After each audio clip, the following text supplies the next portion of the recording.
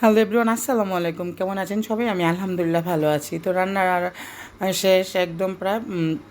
ডালের বড়ার জন্য ডাল পেঁয়াজ টেস্ট একদম মাইখা রাখছি, কারণ গোসলটা করে গরম গরম ভাজে ভাতটা খেলে ভালো লাগে, সেজন্য আর কি গোসল করে তারপরে ভাজতেছি আর ভিডিওটা শুরু করছি।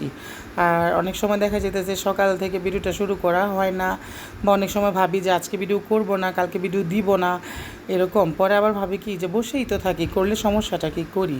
তো এই হচ্ছে আর কি অভ্যাস, ওই যে করার অভ্যাস হয়ে গেছে, একটা নেশা হয়ে গেছে। এই নেশার কারণে যাই বলি না কেন। আর আমি সবসময় একটা কাজ মানে আমি বিশ্বাস করি যে লেগে থাকলে মানে হয়। তো যাই হোক, আমি পছন্দ করি কাজ করতে, সেটা আমি আমার প্রায় ভিডিওতেই বলি। আর যাতে সবসময় কাজ করে যেতে পারি। আমার আম্মা বলে যে আমার তোমার নিয়ে টেনশন হয়, তুমি খাও না ঠিক মতো, কী করো না করো তোমার এইসব। বলি যে আসলে না খেলে মানুষ মরে না, আর টেনশন যাই হোক না কেন, এটাই সবচেয়ে বড় কথা। তো এখানে বড় একদম ভাই যে এই যে শুটকি ভর্তা করছিলাম, পাট শাক ভাজি করছিলাম, আলুর ভর্তা, কাঁঠালের বিচের ভর্তা একজন দিয়ে গেছিলো, আর আমি মরিচ ভাজছিলাম ডালের ভরার সাথে।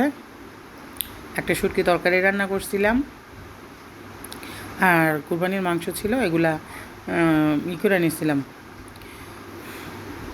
জাল গরম করে নিছি। আর অনেক দিন যাবতে মনে হয়েছিল যে কুরবানির মানে একদম যে গোছগুলো একদম খুলে খুলে গেছে, গোছ দিয়ে ভাত খেতে। পরে মনে নাই ফ্রিজে ছিল, পরে ফ্রিজ থেকে নামাই নিছি। আর এই যে মরিচ চালানা আমার কখনো ভালো লাগে না, আবার ওদিন কেন জানি হঠাৎ খেতে মন চাইলো। পরে খাওয়া দাওয়া করার পর ঘুমায় পড়ছিলাম, সন্ধ্যা হয়েছে। সন্ধ্যাবেলা চা না খেলে মাঝে মাঝে চলেন, আগে রেগুলার খাইতাম, বাট এখন রেগুলার খাই না, এখন মাঝে সাঝে খাওয়া হয়। অনেক সময় দেখা যেতেছে যে মাথায় কুলায় না, আসলে একটা টেনশন নিয়ে, বাবা বাইয়ের একটা টেনশন নিয়ে আমি অনেক কষ্টের মধ্যে আছি, কি বলবো। তো চায়ের সাথে 2টা বিস্কিট নিয়ে নিলাম, কারণ আমি আবার খালি চাটা খেতে পারি না, আমার ভালো লাগে না। আর এই অভ্যাসটার জন্য একমাত্র দেয় না জো আর আম্মা, কারণ উনি আমার চায়ের সাথে টা দিয়ে অভ্যাস করে ফেলেছে। আর এখানে ওই যে গরুর মাংস দিয়ে আম্মা বলতেছে রুটি খাবে ঝুরা মাংস দিয়ে। পরে আম্মার জন্য রুটি বানানোর জন্য আটা করলাম, কারণ আম্মা যেটা বলে আমি আবার সেটা করে দিতে পছন্দ করি, আমার ভালো লাগে। আর এখানে বেবির গরম পানি বসাই নিয়েছিলাম। রুটি বানানো একটা সহজ কাজ, কিন্তু আমি আমার জীবনে এত রুটি বানাইছি, এখন মনে হলো আমার কেমন জানি লাগে যে রুটি একটা, কেন রুটি খেতে হবে। তারপরে মাঝে মাঝে মন চায় না খেতে। আর এখানে রুটিগুলো বানিয়ে নিয়েছি, বানানো শেষ। আমি আবার একদিনে যখনই বানাই 2-3 দিনে রুটি একবারে বানাই, কারণ প্রতিদিন ভালো লাগে না। 2-3 দিনেরটা একবারে বানাইলে জিনিসটা সুবিধা হয়। পরে আম্মার রুটি ভেজে দিলাম। আম্মা বলতেছে, আর নাটক সাটক দেখলাম একসাথে, পরে আম্মা বলতেছে যে রুটি ভাজা। পরে রুটি ভাজলাম, কারণ রাত্রের খাবারটা তো নর্মালি 8টা থেকে 8:30টার ভিতরে শেষ হয়ে যায়। আর আমি যখন নর্মালি তো খাই না, যদিও খাই তাহলে দেখা যাইতেছে যে খাবার 10টা বা 11টার মধ্যে। রুটি ভাজা শেষ, ফুলকো ফুলকো রুটি, আর সাথে যদি গরুর মাংস, ঝুরা মাংস হয় তাহলে তো আর লাগে কি, এত মজার একটা খাবার।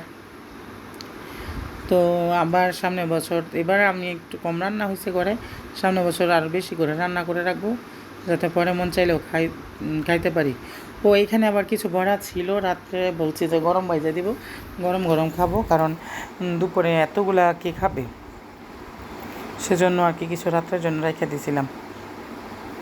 আর ডালের বড়া আমার কাছে ভালোই লাগে, খারাপ না। আমি তৈরিও করতে পারি, আমি খাওয়াতেও পারি, আমি খেতেও পারি, এই হলো কথা। পরে এই যে রুটিগুলো একসাথে ভাইজা নিয়ে সবাই বসছি, জোড়া মাংস, শুটকি তরকারি, শুটকির ভর্তা, এগুলো দিয়ে খাওয়ার জন্য। আসলে মজা। তো কে কে খাবেন কমেন্ট বক্সে জানাবেন, সামনে বছর খাওয়াবো ইনশাল্লাহ যদি বেঁচে থাকি।